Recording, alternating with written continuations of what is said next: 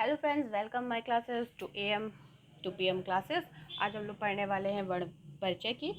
संस्कृत भाषा में जो वर्ण होते हैं वो दो प्रकार के होते हैं। आप सभी जानते ही होंगे कि वर्ण भाषा में जो वर्ण हो संस्कृत भाषा में जो वर्ण होते हैं वो दो प्रकार के होते हैं। कौन कौन से? तो वो होते हैं, एक होते हैं स्वर और एक होते हैं व्यंजन।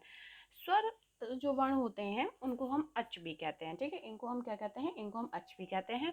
और जो हमारे व्यंजन होते हैं व्यंजन, उनको हम क्या कहते हैं? उनको हम हल भी कहते हैं। तो ये कॉमन सा सवाल आ जाता है कि स्वरों को और किस नाम से जाना जाता है? तो वो अच। और व्यंजन को किस नाम से? तो वो हल के नाम से जाना जाता है। इन दोनों का असली आप जो है, हाँ, जब महेश्वर सूत्र पढ़ेंगे तो वहाँ आप जरूर समझ जाएंगे कि आखिर इन्हें अच और हल क्यों कहते हैं। अब बात आती है कि आखिर जो हमारे ह्रस्व स्वर, दीर्घ स्वर, संयुक्त स्वर या मूल स्वर या टोटल स्वर आखिर कितने होते हैं? तो आज हम उसकी बात कर लेते हैं। तो हमारे जो मूल स्वर ही होते हैं वो 5 प्रकार के होते हैं। वो मूलतः 5 ही होते हैं। कौन कौन से होते हैं? तो होते हैं अ, इ, उ, रि, री। ये हमारे ह्रस्व स्वर भी कहलाते हैं और इनको हम मूल स्वर भी कहते हैं। ज़्यादातर एग्जाम में इन्हीं मूल स्वरों से ही सवालों को पूछा जाता है। अगर हम दीर्घ स्वर की बात करें तो दीर्घ हमारे स्वर जो होते हैं वो हमारे होते हैं 4। कौन से? आ, ई, उ और री, यानी बड़ी री। ली का दीर्घ नहीं होता, इसलिए ली दीर्घ में नहीं है। तो 5 और 4 9, यानी कि 9 तो हमारे जो हो गए वो मूलतः स्वर हो गए।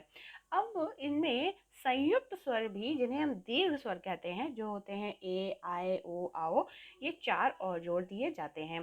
तो 9 में हमने 4 और जोड़ दिए तो हो गए 13।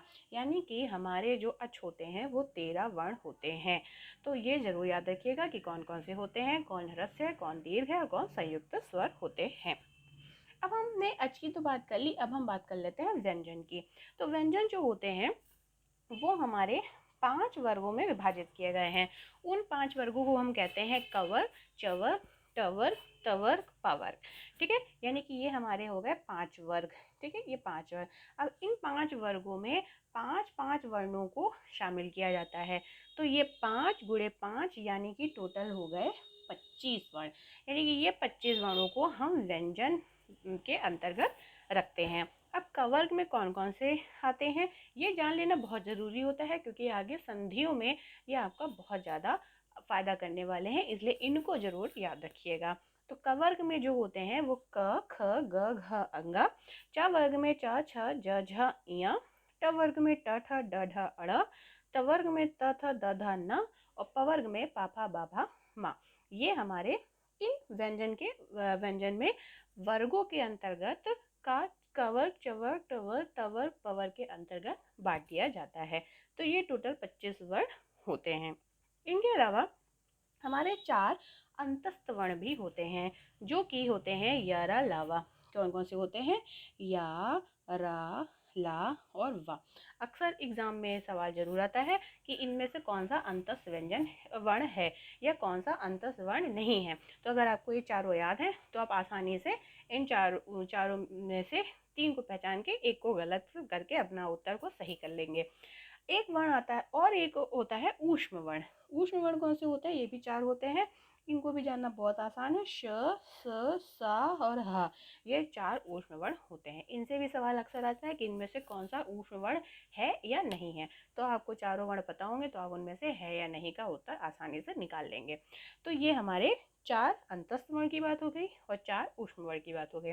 मैंने अभी यहाँ पर आपको उच्चारण स्थान नहीं बताया, वो मैं अलग से बताऊंगी, क्योंकि इसमें फिर बहुत ज़्यादा मिल जाता है। इस वजह से मैंने अभी सिर्फ वर्ण परिचय के बारे में ही बताया है और वर्ण परिचय से बनने वाले सवालों के बारे में बता रही हूँ, क्योंकि मेरा ये वीडियो ही है कि आपको छोटे से वीडियो में ज़्यादा से ज़्यादा चीज़ें बताई जाए, इसीलिए मैंने ये वीडियो वर्ण परिचय पर ही रखा है।